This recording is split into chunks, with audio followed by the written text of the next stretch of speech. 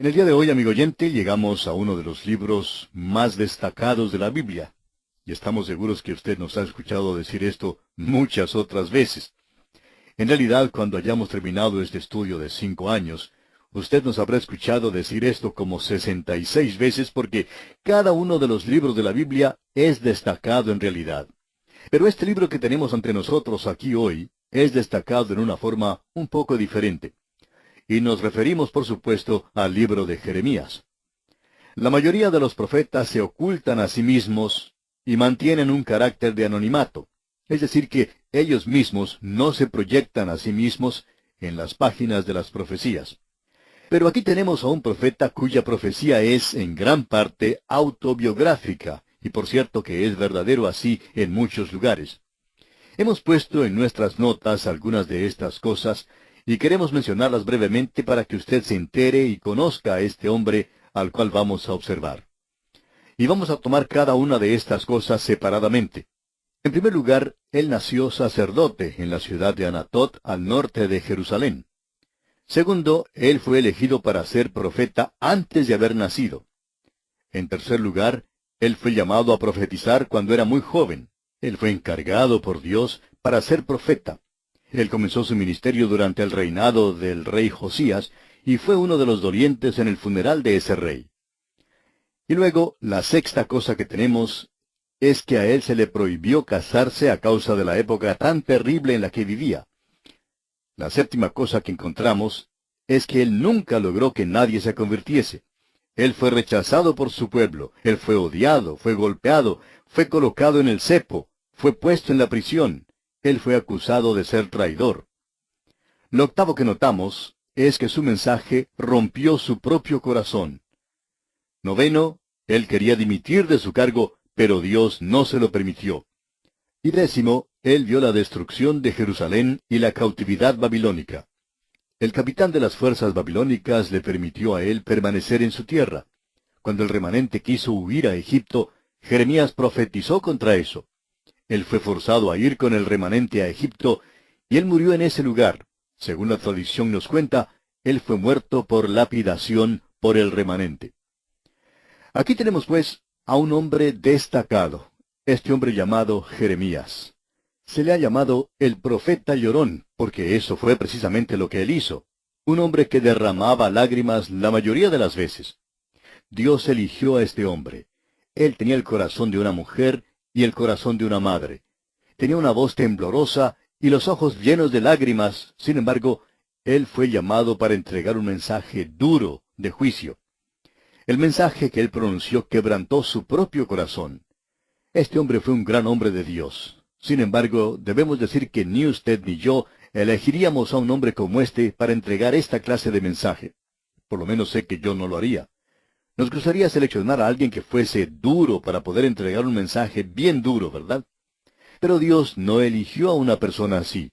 Él eligió a un hombre como este, y este mensaje quebrantó su propio corazón. Quisiéramos presentar ahora dos declaraciones en cuanto a este profeta Jeremías, declaraciones pronunciadas por hombres en el pasado.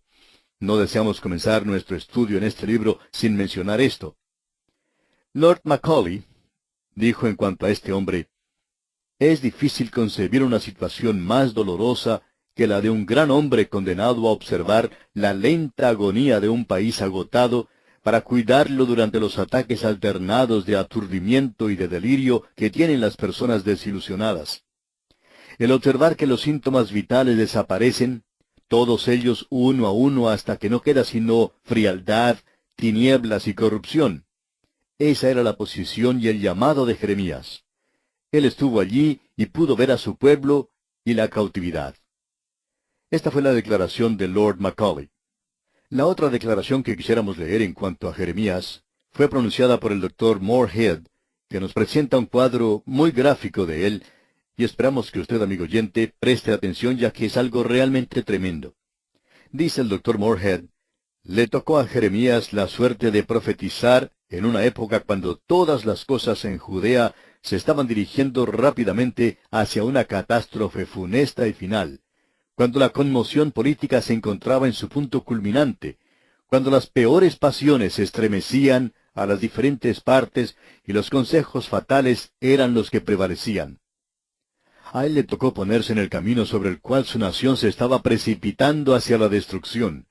Tuvo que hacer un esfuerzo heroico para detenerlo y para hacerlo regresar, y fracasó, y fue obligado a apartarse a un lado, y ver a su propio pueblo, a quien él amaba con la ternura de una mujer, lanzarse sobre el precipicio de unas ruinas tumultuosas. Estas son las declaraciones tremendas en cuanto a este profeta. Usted y yo, amigo oyente, estamos quizá viviendo en una época como esta. Vemos a grandes naciones que han logrado muchas cosas. El hombre ha llegado a la luna, ha podido crear la bomba atómica. La tecnología ha sobrepasado las barreras de la imaginación. Sin embargo, detrás de estas naciones aparentemente fuertes, existe la misma corrupción que las está carcomiendo y que en realidad las llevará a la destrucción, a la ruina y al desastre. Y eso se acerca, amigo oyente. Las revoluciones puede que estén muy cerca. Ahora sabemos que lo que estamos diciendo no es muy popular hoy. Uno no dice estas cosas. Uno tiene grupos buenos donde se discute cómo se va a mejorar la sociedad y cómo uno va a resolver los problemas. Y hoy a Dios se le deja completamente a un lado. No se cuenta con Él para nada. Y en el día de hoy, amigo oyente, si se hace alguna mención de la Biblia, se menciona de una forma despectiva por parte de algún incrédulo. Y aquellos que son creyentes hoy, que tienen el mensaje de Dios, son empujados a un lado. Sabemos eso muy bien. Y quizá nosotros nos encontremos en la misma situación en la que se encontraba Jeremías. Y es por esa razón por la cual pensamos que este libro tiene un mensaje para nosotros hoy.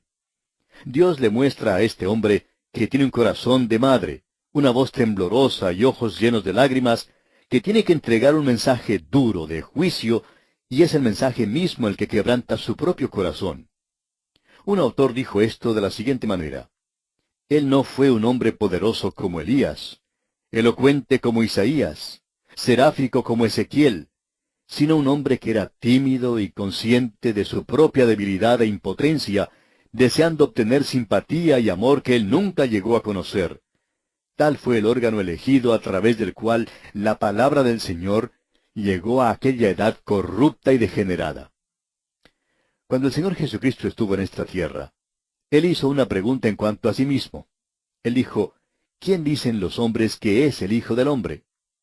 Hubo varias respuestas a esa pregunta, ya que ninguno de ellos sabía en realidad quién era. Y aquellos que no le conocían tenían ideas diferentes. Algunos pensaban que era Elías, y había ciertas razones para eso. Otros pensaban que era Juan el Bautista, y también tenían sus razones. Y aún otros pensaban que era Jeremías. Y amigo oyente, aquellos que pensaban eso tenían razones muy buenas para creer así, que Jeremías fue un varón experimentado en quebrantos. Y la diferencia entre él y el Señor Jesucristo es que el Señor Jesucristo estaba llevando en sí nuestros dolores y nuestros quebrantos, mientras que Jeremías estaba llevando su propia carga, y eso llenó de congoja su corazón. En cierta ocasión, él fue al Señor mismo y le dijo: Yo no puedo continuar, esto me está destrozando, yo voy a sufrir un colapso nervioso, es mejor que encuentres a alguna otra persona. Pero el Señor le contesta: Está bien, pero voy a dejar tu dimisión aquí sobre mi escritorio porque creo que regresarás. Y él regresó y dijo: La palabra de Dios es como un fuego en mis huesos, y tengo que entregar ese mensaje, aun cuando eso destrozaba su propio corazón, y Dios quería esa clase de hombre. ¿Y sabe por qué, amigo oyente? Porque esa es la única clase de persona que puede entregar un mensaje áspero como ese.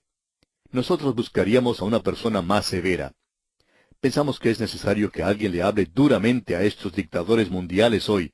Pero, amigo oyente, no creemos que Dios eligiera esa clase de persona, esa clase de hombre. Él envía a alguien con un corazón tierno. ¿Y sabe por qué lo hizo? Dios quería que los hijos de Israel supieran que Él los estaba enviando a ellos a la cautividad porque Él los estaba juzgando. Eso estaba acongojando su propio corazón. Y como dijo Isaías: porque Jehová se levantará para hacer su obra, su extraña obra. Y ese es el hombre que nosotros vamos a observar, a Jeremías el profeta. Aquí él es identificado para nosotros y creemos que deberíamos mencionar lo siguiente. Él comenzó su ministerio casi un siglo después de Isaías, 100 años después de Isaías.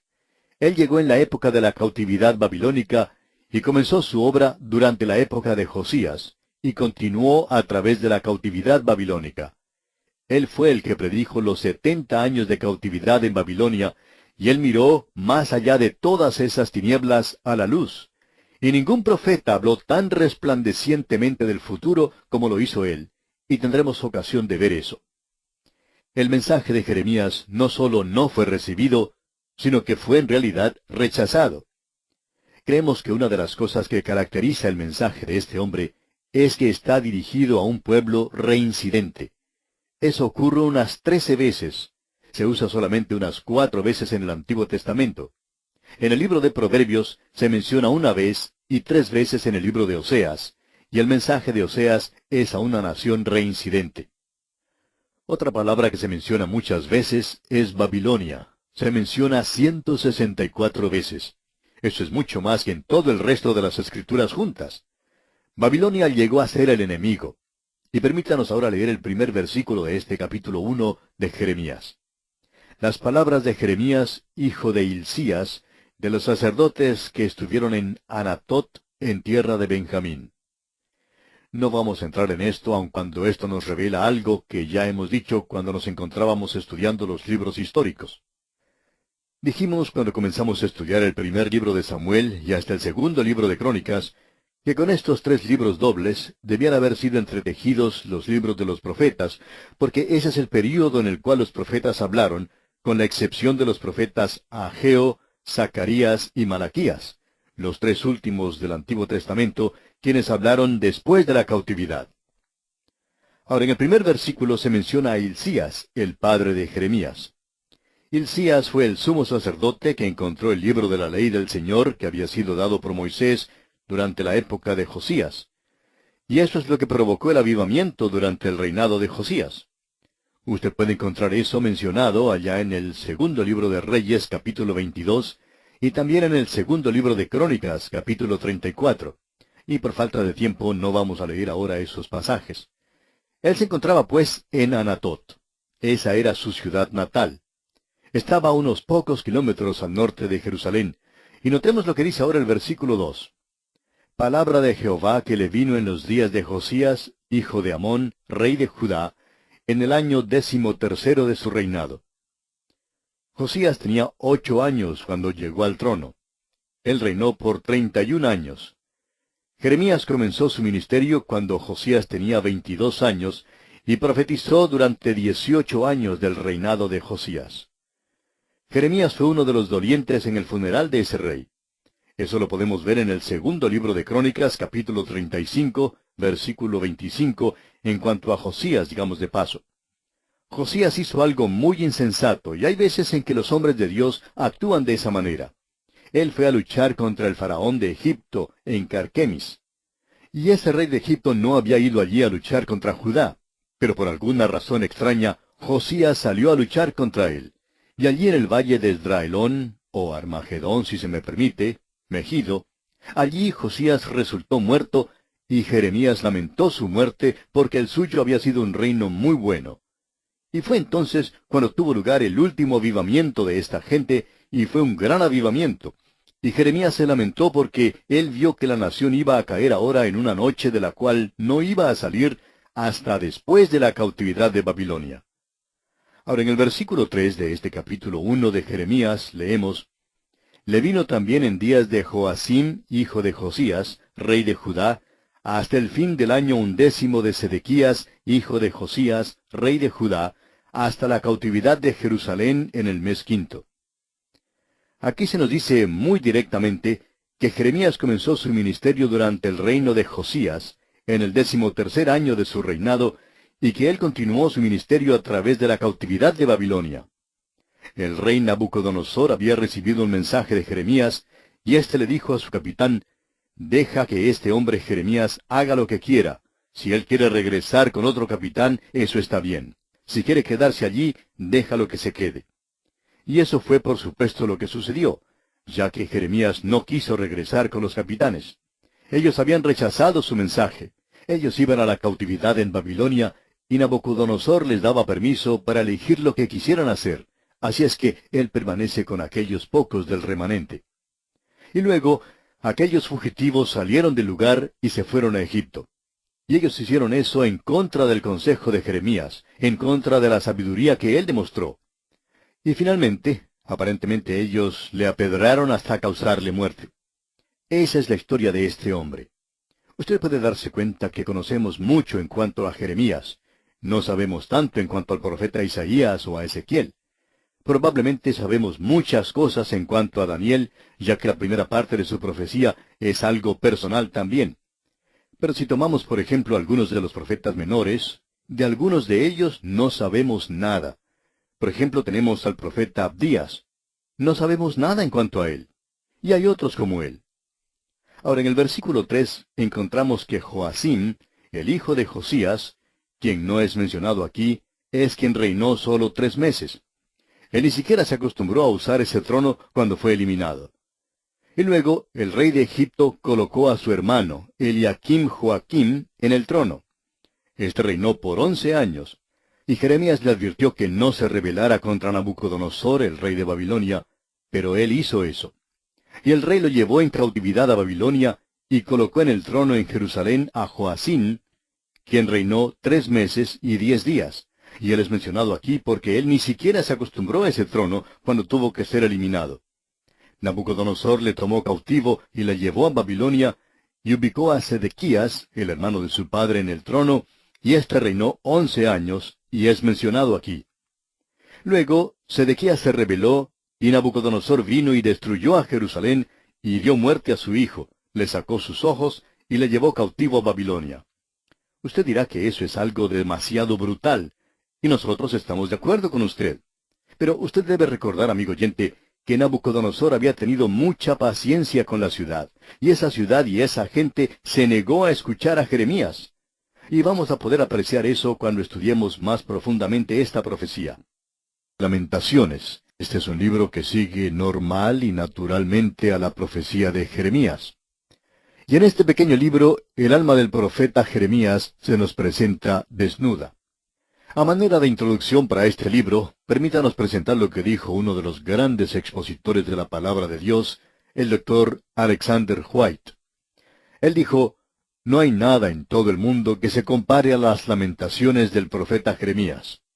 Ha habido mucha tristeza en cada edad y en cada país de este mundo, pero nunca ha nacido otro predicador y autor con tal corazón para la tristeza. Dante sigue a Jeremías, y sabemos que Jeremías fue el profeta favorito del gran exilio». Hasta aquí lo que dijo el doctor Alexander White.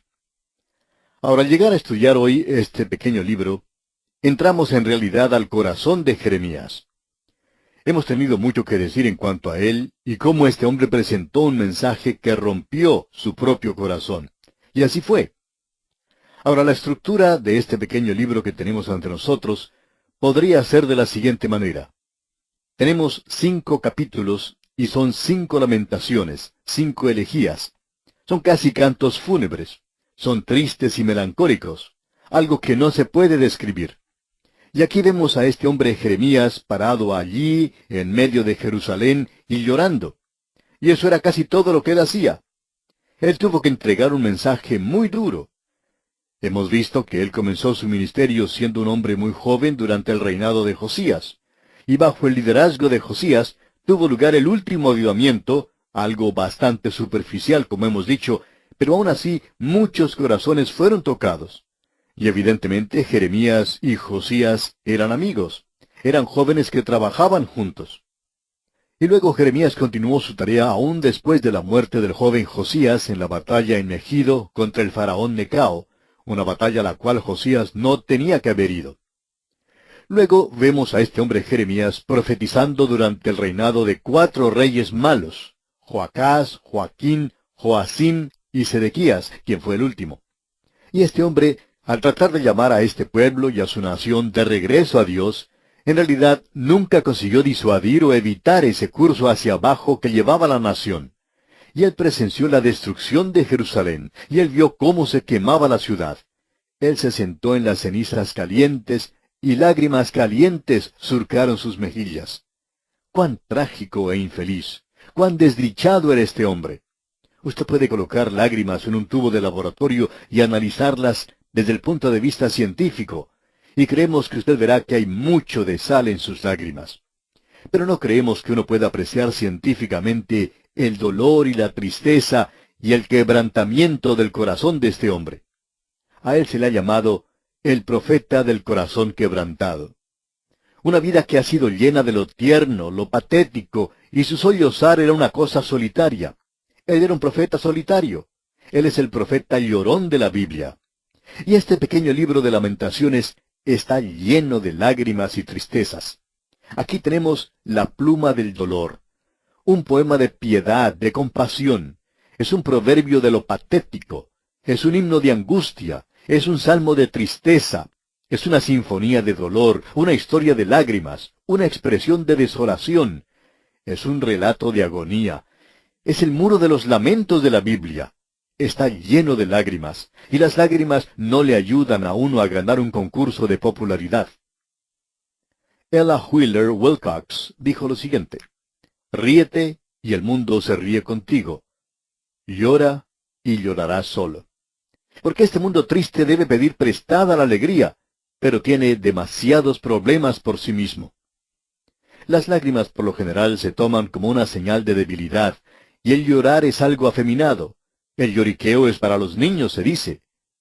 Y en cierta ocasión, un niñito de corta edad ayudaba a su hermanita más pequeña mientras ambos jugaban. Uno podía observar el cuidado que él tomaba con su pequeña hermanita. Cierto día, la niña se cayó y se lastimó la rodilla, y por supuesto comenzó a llorar, como lo haría cualquier niña, cualquier criatura. Y su hermanito comenzó a consolarla, y comenzó a decirle que no debía llorar. Estaba tratando por todos los medios de convencerla a ella que no debía llorar. Y entonces terminó diciéndole: solo las mujeres lloran. Bueno, no sabemos de dónde sacó él eso, pero él pensó que eso la calmaría a ella. ¿Y sabe una cosa, amigo oyente?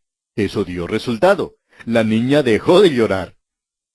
Ahora es por eso que decimos que este hombre Jeremías tenía el corazón como de una mujer. Él era muy sensible, era sincero, era muy comprensivo, era tierno como una madre.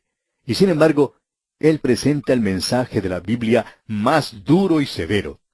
Él anunció la destrucción de Jerusalén, y él pronunció juicio y castigo, y les aconsejó que se rindieran. Ahora esto le creó muchos problemas a él. Amigo oyente, ¿qué clase de persona eligiera usted para presentar un mensaje como el que él presentó, duro, brutal? ¿Le gustaría usar a alguien como Atila? ¿O alguno de los líderes o dictadores del mundo del día de hoy? ¿Quisiera usted haber usado a un Hitler o a un Mussolini para entregar un mensaje como este? Bueno, sabemos una cosa, que usted no va a elegir a una persona débil para presentar un mensaje como este. Sin embargo, esa es la clase de hombre que Dios eligió, un hombre con un corazón quebrantado. Ya hemos mencionado anteriormente que el Dr. Dale fue la persona que dijo que el señor Moody era el único que parecía tener, según él, el derecho de predicar en cuanto al infierno. Y cuando alguien le preguntó por qué, contestó: porque él siempre predica con lágrimas en su voz. Bueno, esa es la clase de hombre que, en nuestra opinión, Dios quiere hoy. Hay demasiadas personas que hoy no son conmovidos por el mensaje que están presentando. Se cuenta de un predicador que en una ocasión predicó en el mismo día en 5 lugares diferentes.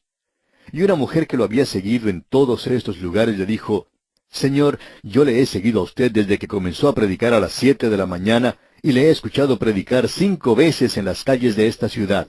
Y en estas 5 ocasiones he sido mojada por sus lágrimas. ¿Por qué llora usted? Este era un predicador que predicaba con mucha pasión y ansia, porque él sabía que los hombres sin Cristo morirían perdidos. Y por eso lloraba él. Ese hombre era muy sincero.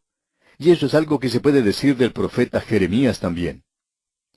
Pensamos que hoy nosotros tenemos una generación que no tiene ningún sentimiento y que no tiene ninguna compasión en realidad por este mundo perdido, y que ni siquiera tiene interés en esparcir la palabra de Dios.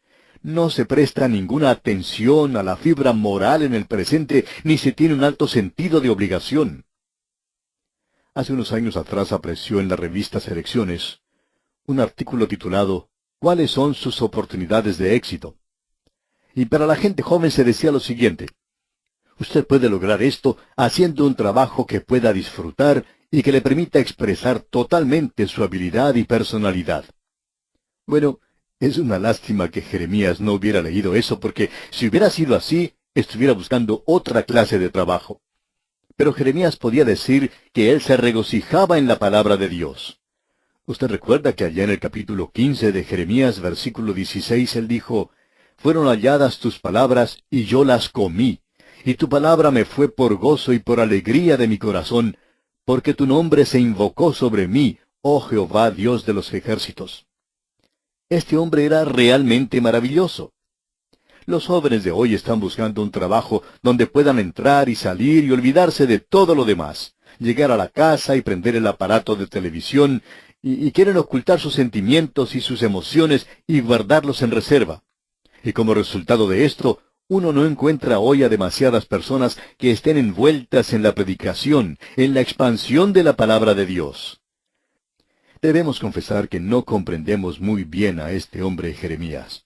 Le admiramos, sí. Él es alguien a quien observamos con el deseo de emular.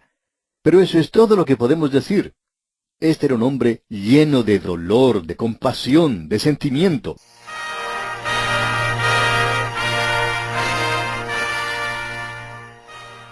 Seguimos en el segundo profeta en nuestro orden, en nuestras Biblias en castellano, con Jeremías, y estamos tomando también Lamentaciones juntos, Jeremías y Lamentaciones. Bien, Jeremías, autor.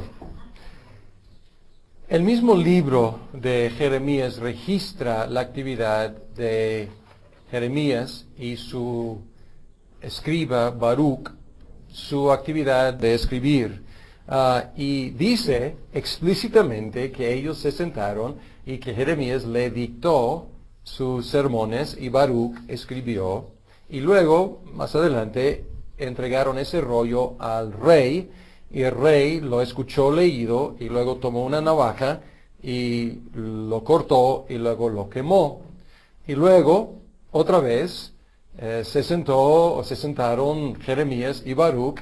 Otra vez Jeremías dictó a Baruch, y esta vez dice que dictó todo lo que había escrito o dictado anteriormente, más otras cosas. Entonces produjo un libro más largo.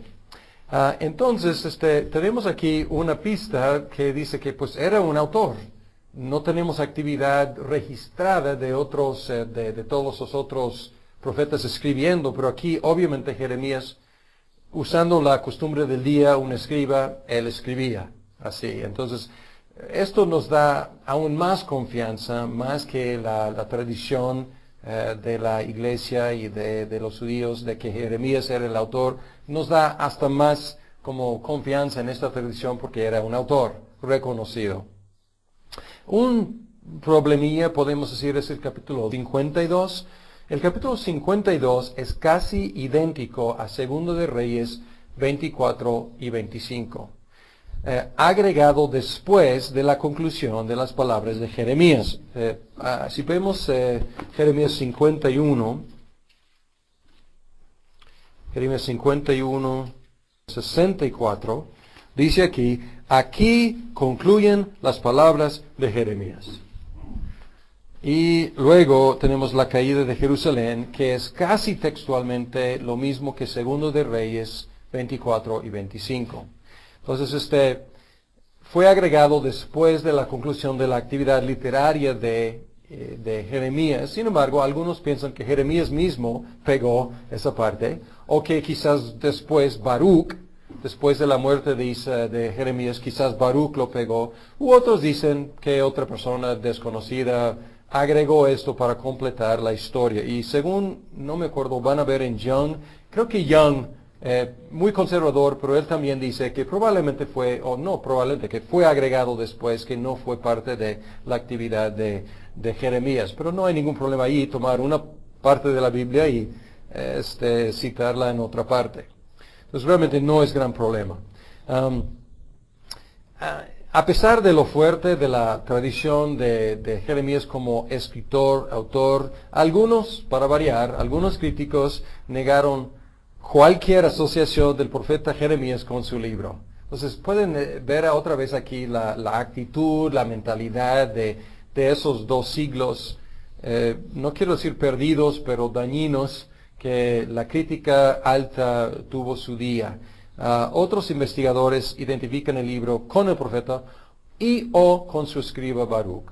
Entonces, realmente no hay por qué cuestionar la autoría de este libro, aunque los críticos lo hicieron. Pero era su costumbre, exacto. Bien, fecha. El llamado de Jeremías como profeta fue durante el año 13º de Josías. Y fue en 6, 27 y 26. Hay debate en cuanto a cuántos años habría tenido y tratar de... es un poco difícil como identificar la cronología de Jeremías, la biografía de Jeremías, pero tenemos esa fecha. Murió en Egipto después de la destrucción de Jerusalén en 587 o 586 antes de Cristo. Fue llevado después de la destrucción, lo llevaron a fuerzas a Egipto y no sabemos nada más. Entonces murió allá, suponemos. No sabemos cuántos años después. El libro termina con la liberación de Joaquín de la cárcel y esto aconteció en 561. Pero esta sección posiblemente, como ya mencionamos, fue agregada después de la muerte del profeta. Posiblemente no, o sea, posiblemente todavía vivía, pero no sabemos, la verdad. Estructura. Aquí tenemos un buen reto.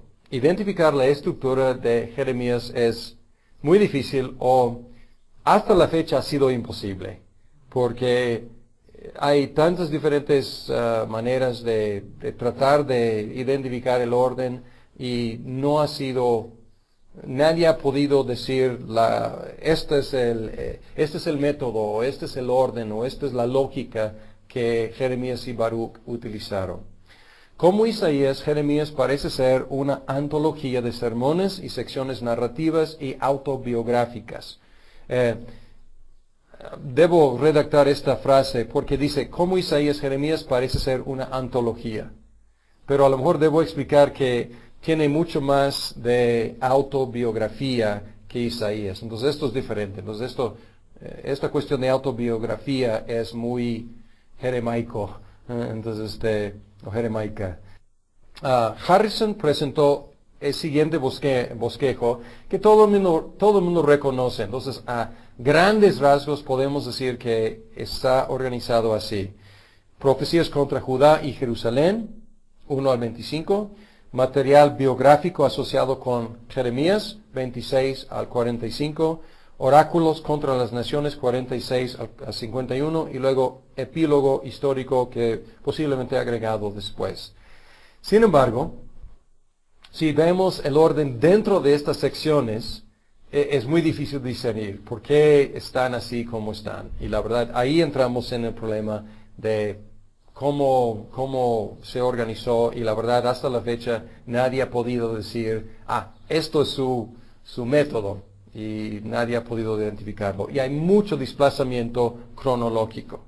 Entonces, no se puede leer simplemente como en orden cronológico, porque va brincando. Entonces hay que estar muy consciente de eso. Ahora, conocemos a Jeremías mejor que a los otros profetas porque él relató su experiencia de los eventos que él profetizó y luego vivió. Pero tenemos aquí una ventaja. Isaías profetizó cosas, pero no necesariamente vivió para experimentar las cosas. Mientras que Jeremías, su mensaje era, pues los del norte vienen, los del norte vienen, los del norte vienen, y llegaron. Y todavía estaba vivo Jeremías. Entonces él lo vivió. Y él relató mucho de su experiencia de ser profeta. Y mucho de su lucha con Dios, su lucha espiritual. Y lo conocemos mucho mejor, por lo tanto. Aquí tenemos quizás el mayor problema, si podemos llamarlo así, en cuanto a Jeremías, es una cuestión del texto, el estado del texto. Hay divergencias notorias entre el texto masorético y la Septuaginta. El texto masorético es el texto hebreo que se ha utilizado principalmente para las traducciones que tenemos. Es el texto que los masoretas, que eran escribas, conservaron a través de los siglos, preservaron a través de los siglos y también hicieron sus comentarios. Es el texto, podemos decir, principal que utilizamos para las traducciones. La Septuaginta es LXX 70, es la traducción del Antiguo Testamento de hebreo al griego. Y esto fue antes de Cristo. Y a veces hay divergencias entre el griego y el hebreo. Y uno diría, pues vamos con el hebreo. Sin embargo, la Septuaginta fue traducida de hebreo y utilizó textos, manuscritos hebreos que ya no tenemos. Entonces, aunque no es el idioma original del Antiguo Testamento, fue traducido de manuscritos antiguos. Entonces, cuando hay divergencias, estamos pensando que hay divergencias entre diferentes textos hebreos, los que tenemos y los que estaban detrás de, o más bien, no tenemos los textos, los manuscritos hebreos que estaban detrás del texto masorético tampoco. O sea, el texto masorético no tenemos lo que utilizaron, tampoco tenemos los manuscritos hebreos detrás de la Septuaginta. Entonces se complica, estamos viendo tradiciones que ya no tenemos, estamos viendo como reflejos de manuscritos que ya no tenemos. Entonces, ¿cuál es el problema en Jeremías? En Jeremías hay aproximadamente 2,700 palabras menos en la Septuaginta que en el texto masorético. Es mucho más corto. Hay aproximadamente 100 palabras en la Septuaginta que no aparecen en el texto masorético. Estas palabras realmente no son de gran importancia, o sea, realmente esto no es cosa de qué preocuparnos. Además, hay un orden diferente en los oráculos contra las naciones. Entonces, ahora, pues, ¿cuál es original? ¿Cuál es la tradición más original? Se descubrieron en Qumran, los rollos del Mar Muerto, 3 fragmentos de manuscritos de Jeremías.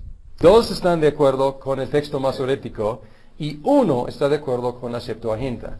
Estos rollos no resuelven el problema en cuanto a cuál es más antiguo.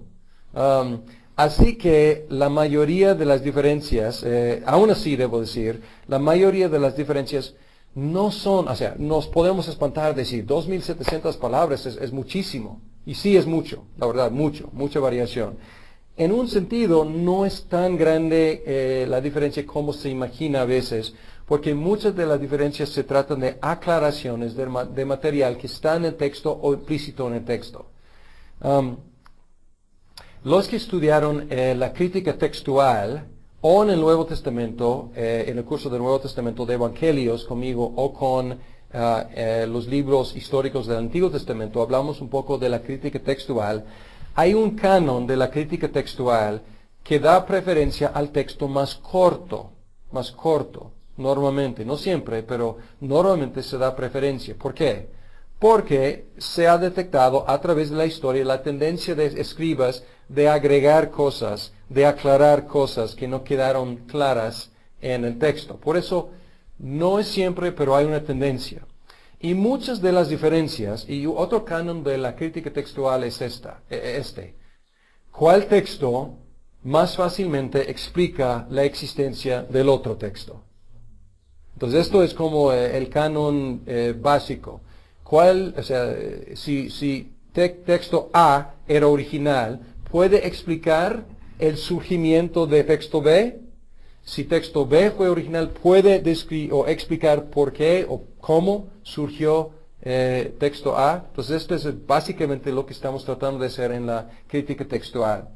Y muchas de las diferencias pueden explicarse como adiciones posteriores para actualizar palabras, que es trivial realmente, o sea, actualizarla como deletrear palabras, o sea, es algo muy trivial.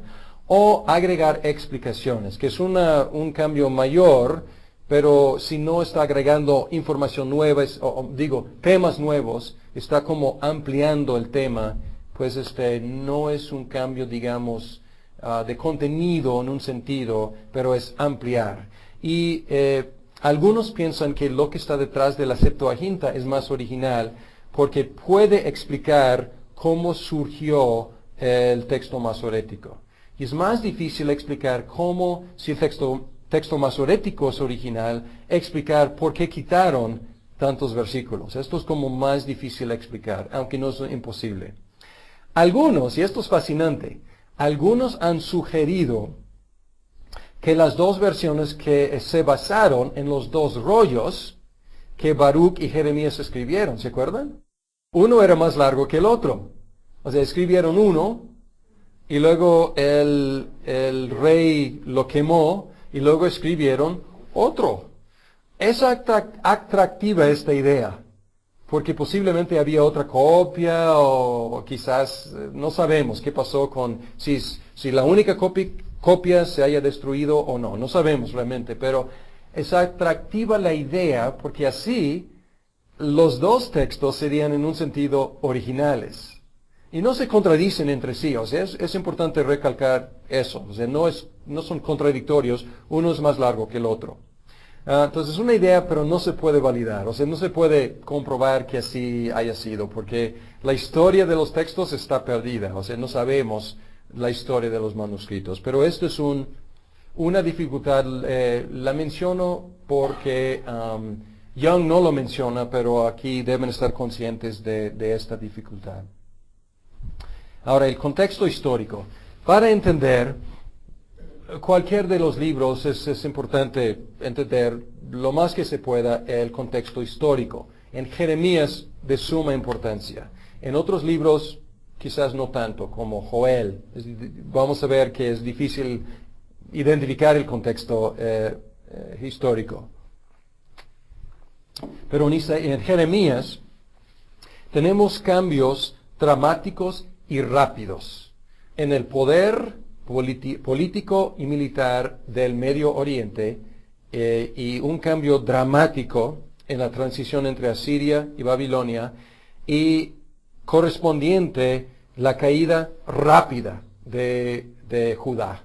Israel ya desapareció, ya había desaparecido, pero Judá en el sur todavía vivía y tenía un punto muy fuerte, muy importante con Josías, y luego después de Josías era como precipicio, cayó muy rápidamente, en poco tiempo. Entonces, ¿qué pasó?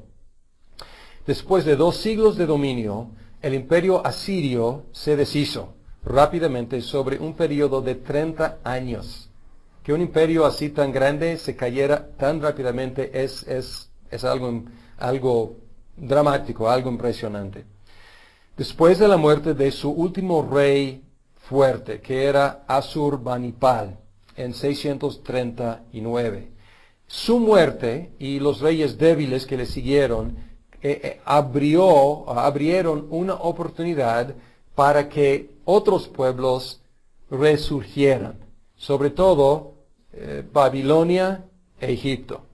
Y si pensamos en Babilonia y Egipto, ¿quién está en medio de Israel, Judá? Entonces estos dos antes poderes, o sea, Egipto era antes un superpoder, y Babilonia con aspiraciones, pues aquí estos ya con Asiria debilitada, estos empiezan a tratar de crecer. ¿Y dónde va a haber el choque?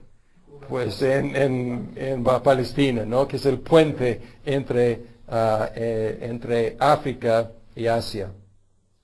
Y aliado con Babilonia, el rey Josías perdió su vida intentando parar al rey Necao de Egipto en Megiddo en 609. Pues aquí vemos aquí algo muy importante para Judá. Josías salió para interceptar a Necao subiendo de Egipto, y allí perdió su vida. En 605 los babilonios y los egipcios por fin se encontraron en el campo de batalla en Carquemis, donde Nabucodonosor el hijo del emperador y el general, en este caso, ganó una victoria definitiva. Entonces los egipcios tenían que retirarse y regresar a África, y los babilonios crecieron en su poder. Ellos controlaron el Medio Oriente hasta que Ciro y los persas los conquistaron en 539. Entonces no duraron tanto tiempo, pero en su momento fueron muy dominantes. Después de Josías, su segundo hijo Joacás reinó un rato, pero Necao lo reemplazó con su hermano mayor Eliakim. Cambió su nombre en Joacim. Entonces Joacim vacilaba entre Egipto y Babilonia, hasta que los babilonios llegaron para sitiar a Jerusalén. Durante el sitio, Joacim murió. Los babilonios, luego ascendió al trono su hijo Joaquín, y los babilonios llevaron a su hijo Joaquín a Babilonia y otros ciudadanos prominentes, dejando otro hijo de Josías como rey, que era Matanías, y él le dio el nombre Sedequías. Sedequías, Yahvé es justo, es lo que quiere decir. Y luego Sedequías, igual que Joacim, él trataba de jugar entre los poderes, y después de rebelarse contra Babilonia, y otra vez ver Asia como el sur, los babilonios llegaron otra vez en 588, y esta vez no iban a tomar medidas medias, iban a dar la solución final a esta serie de rebeliones. Y después de año y medio, ellos destruyeron Jerusalén y llevaron cautivos a muchos habitantes de Israel, de Judá, de Jerusalén, a Babilonia, y también dejaron a Gedalías como gobernador. Ahora, es lo que Jeremías había profetizado, y es lo que Jeremías había vivido y visto. Él vivió todo esto. Ahora, temas principales. Y cuando pongo D y L es Dillard y Longman. Y ahora, en mi curso anterior, Dillard y Longman, las páginas corresponden a la versión en inglés. Ahora estas páginas corresponden a la versión en español, porque ya la tengo. Igual que en Isaías, el Señor es el soberano sobre el universo y sobre las naciones. Y podemos ver el llamamiento de Jeremías en Jeremías 1, 9 y 10.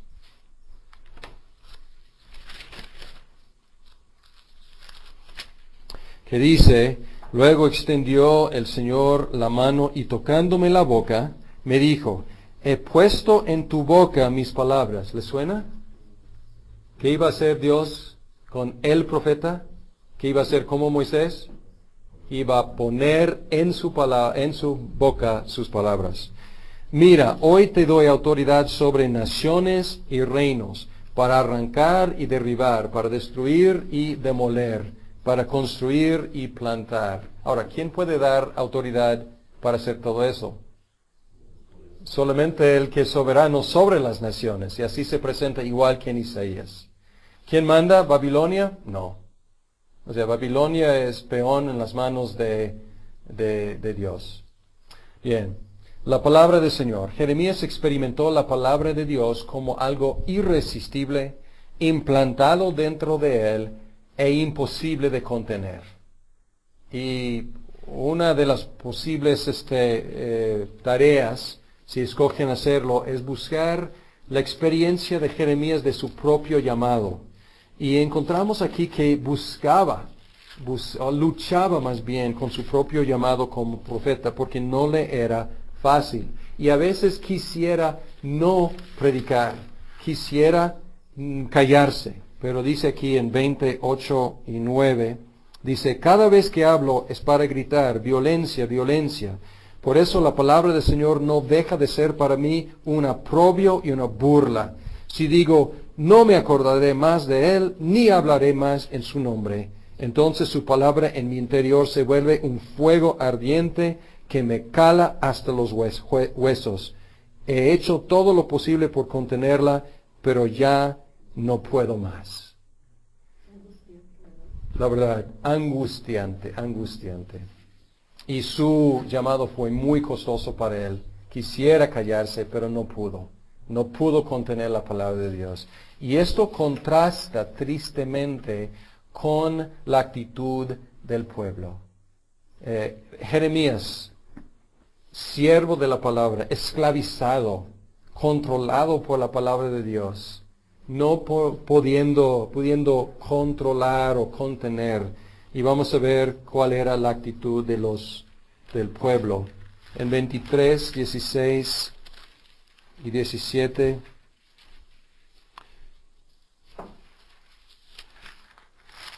Dice, así dice el Señor Todopoderoso, no hagan caso de lo que dicen los profetas, pues alientan en ustedes falsas esperanzas, cuentan visiones que se han imaginado, que no proceden de la boca del Señor. A los que me desprecian les aseguran que yo digo que gozarán de bienestar, a los que obedecen los dictados, etc. Pero el punto aquí es que, ¿quiénes eran los profetas populares? Los que profetizan paz y prosperidad y riqueza y plenitud. Estos van a ser los predicadores populares, y era la cosa en Jeremías. Entonces, no querían escuchar la palabra de Dios, y ahí pobre Jeremías, controlado, o sea, posesionado por la palabra de Dios. Usa palabras fuertes a veces, o sea, se ve que tiene una relación íntima con Dios y se expresa con Dios con palabras. A veces dices, wow, o sea, qué atrevido a expresarse con Dios así. Así es. Otra cosa que ya mencionamos en un sentido todos los profetas, pero aquí más fuerte, asociaciones entre Moisés y Jeremías, llamamientos similares. Y aquí otra vez comparando Éxodo 3 con Jeremías 1. Intercesión por el pueblo, los dos intercediendo por el pueblo, pero hay algo muy interesante, porque en un momento Dios dijo, ya no. Jeremías quería interceder por el pueblo, y Dios le dice, ya no intercedas por este pueblo, porque no te voy a escuchar. Entonces aquí hay semejanza, pero hay contraste también, porque Dios escuchó a Moisés intercediendo y ahora no hay remedio. Y dice, ni ores por ellos, porque ya no te voy a escuchar. Moisés llevó su pueblo de Egipto, Dios llevó su pueblo a Babilonia, y el pueblo llevó a Jeremías a Egipto de nuevo. Entonces aquí es en ese sentido Jeremías, y el fin de Jeremías es el anti-éxodo. Es Moisés, pero su experiencia en un sentido es semejante, pero en otro sentido es exactamente opuesta. Y el exilio es el des-éxodo, porque el éxodo es salir de la nación pagana, salir de la nación extranjera. El exilio es el ir otra vez a la nación extranjera pagana para ser dominados ahí. Y la experiencia personal de Jeremías, ustedes que han leído Jeremías, ¿qué pasó con Gedalías? Gedalías, el gobernador que el rey dejó ahí. ¿Se acuerdan? El gobernador, el rey apuntó a Gedalías. Lo mataron. Conspiraron contra él, lo mataron. Y luego dijeron, ¿qué hemos hecho? Hemos matado al asignado de Nabucodonosor, pues vámonos. Y ellos huyeron a Egipto y llevaron consigo a Jeremías y a Baruch. Y así la experiencia de Jeremías es exactamente en ese sentido lo opuesto de lo de Moisés, llegando otra vez de la tierra de esclavitud una vez más. Y hay colonias de judíos en Egipto hasta la fecha que trazan su linaje a esos que llegaron en esa temporada. ¿Y cuál era la condición de la tierra cuando muchos fueron llevados a Babilonia y otros llevados a Egipto? Fue la misma condición de la tierra antes de que los israelitas llegaron, bajo Moisés y luego Josué.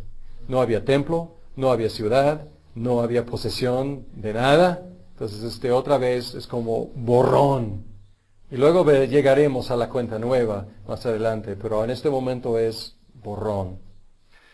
El pacto. Por un lado, Jeremías enfatizó que las bendiciones del pacto tenían la condición de la obediencia.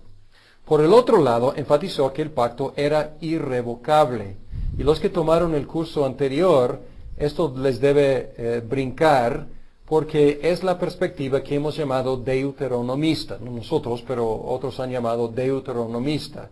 La condicionalidad del pacto y la irrevocabilidad del pacto. Son dos líneas que siguen a través de todo el Antiguo Testamento y hasta en el Nuevo Testamento también. Pero aquí es muy patente, y por eso algunos de los críticos han tratado de encontrar al autor deuteronomista de Jeremías, porque aquí la teología de Deuteronomio se ve condicional, irrevocable. Además, prometió un nuevo pacto. No como el pacto anterior que desobedecieron, sino un nuevo pacto. Y aquí pongo TM porque interesante, este texto, que es quizás uno de los textos más conocidos de Jeremías, no está en la Septuaginta, sino está solamente en el texto masorético. Entonces dice 31 al 34, dice: vienen días, afirma el Señor, que haré un nuevo pacto con el pueblo de Israel y con la tribu de Judá. No será un pacto como el que hice con sus antepasados el día en que los tomé de la mano y los saqué de Egipto, ya que ellos lo quebrantaron a pesar de que yo era su esposo, afirma el Señor. Este es el pacto que después de aquel tiempo haré con el pueblo de Israel, afirma el Señor. Pondré mi ley en su mente y la escribiré en su corazón. Yo seré su Dios y ellos serán mi pueblo. Ya no tendrá nadie que enseñar a su prójimo, ni dirá nadie a su hermano: conoce al Señor, porque todos, desde el más pequeño hasta el más grande, me conocerán, afirma el Señor. Yo les perdonaré su iniquidad y nunca más me acordaré de sus pecados. Es un nuevo pacto. Y también anticipó, usando una imagen que está en Isaías, pero anticipa un vástago nuevo que brotaría del tronco de David. Y cuando el Señor no sería solamente el Señor justo, sino el Señor nuestra justicia. Y esto es interesante, 33, 15 a 16.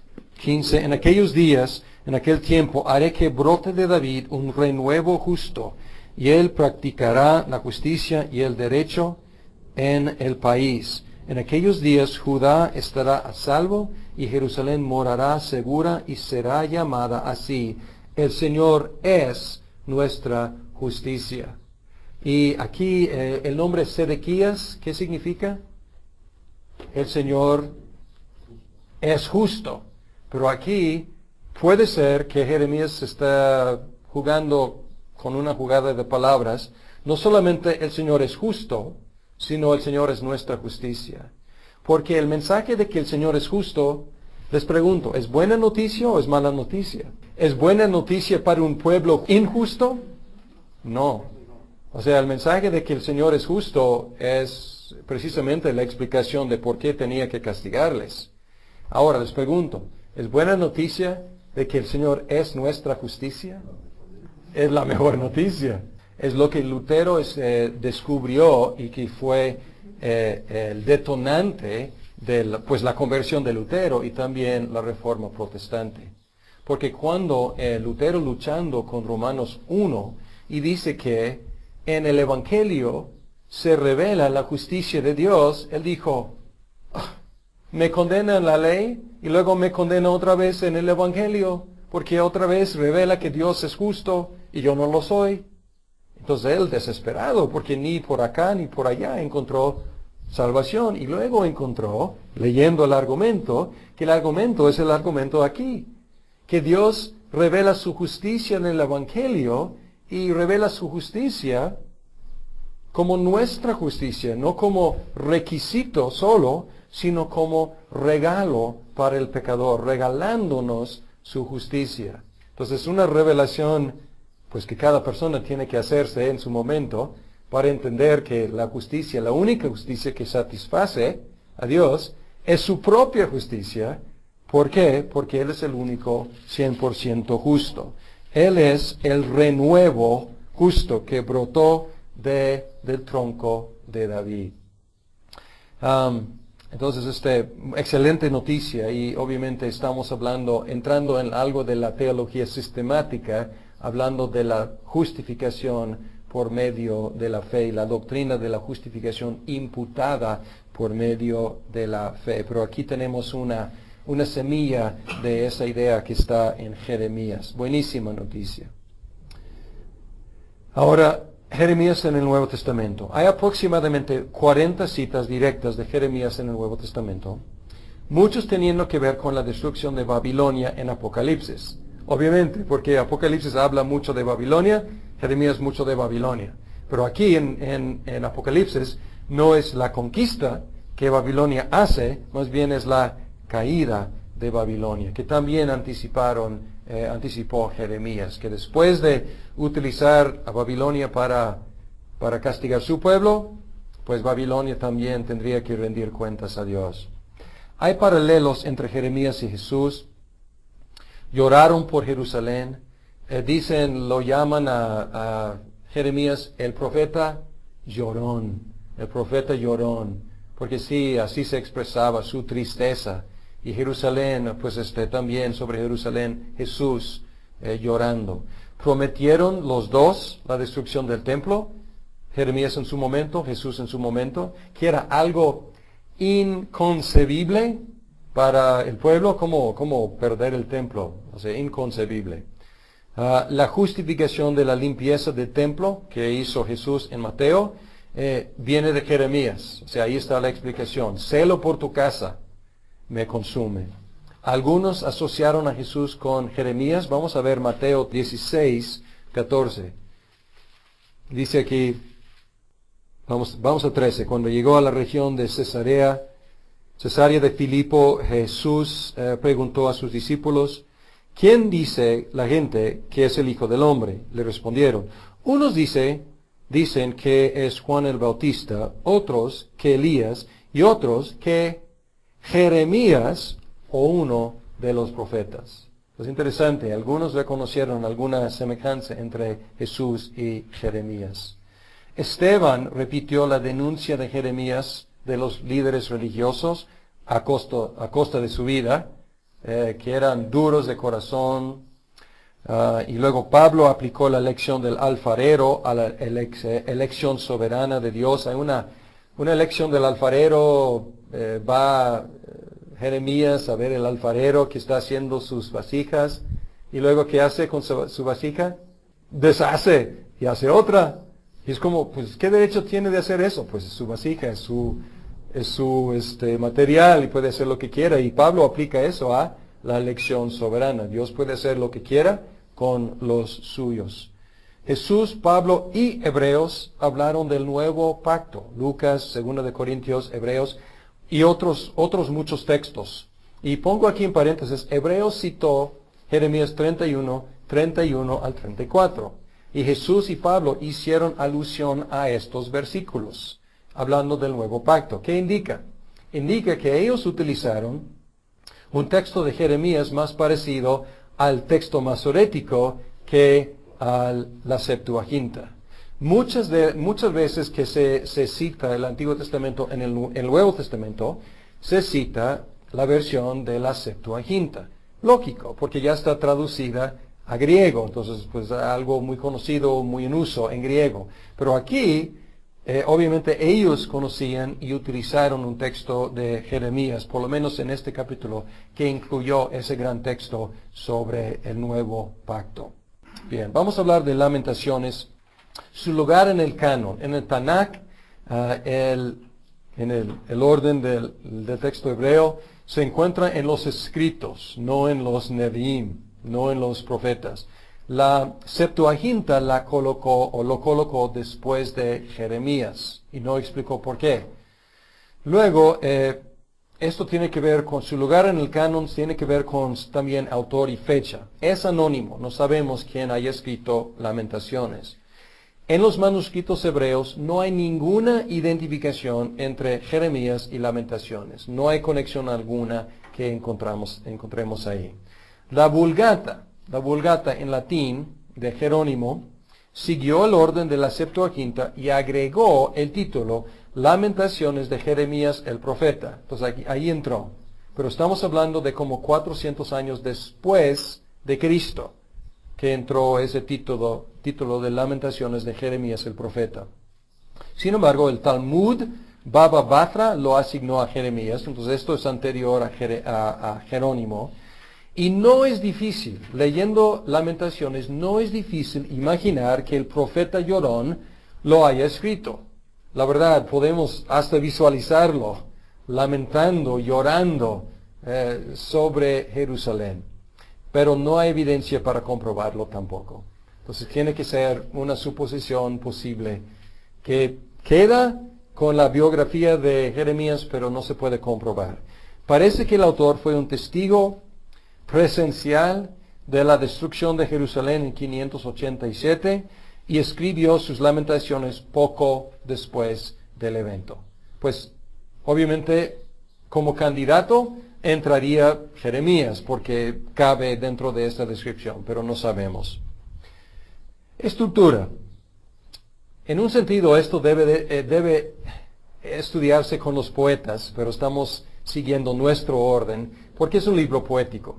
Contiene 5 poemas, 4 de los cuales son acrósticos, usando las letras del alfabeto hebreo para iniciar las estrofas. Y creo que en algunas de las versiones, no sé si en Reina Valera, pero en la nueva versión, tiene ahí las letras hebreas para indicar cada nueva estrofa. Capítulo 3 es más elaborado, usando la misma letra para iniciar cada línea de cada estrofa. Más difícil aún. Y son 3 líneas en cada estrofa. Aleph, Aleph, Aleph, Bet, Bet, Bet, Gimel, Gimel, Gimel. Entonces así, o sea, bastante difícil. Y los primeros 3 capítulos utilizan estrofas de 3 líneas. El capítulo 4 emplea estrofas de 2 líneas. Esta técnica es muy rígida. Inténtenlo.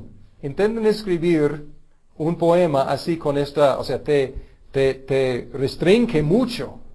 Al mismo tiempo, el poema, los poemas, los 5, expresan mucha espontaneidad.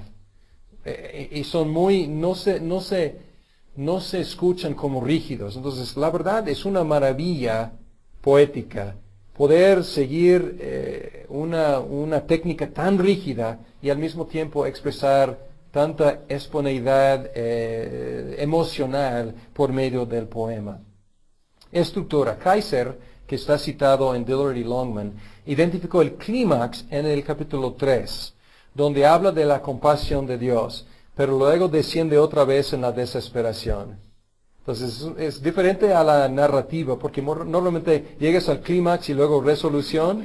Aquí no. O sea, subes de la depresión, la desesperación, hasta la compasión de Dios y luego, ¡pum!, otra vez. Entonces es mayormente negativo, pero él identificó así.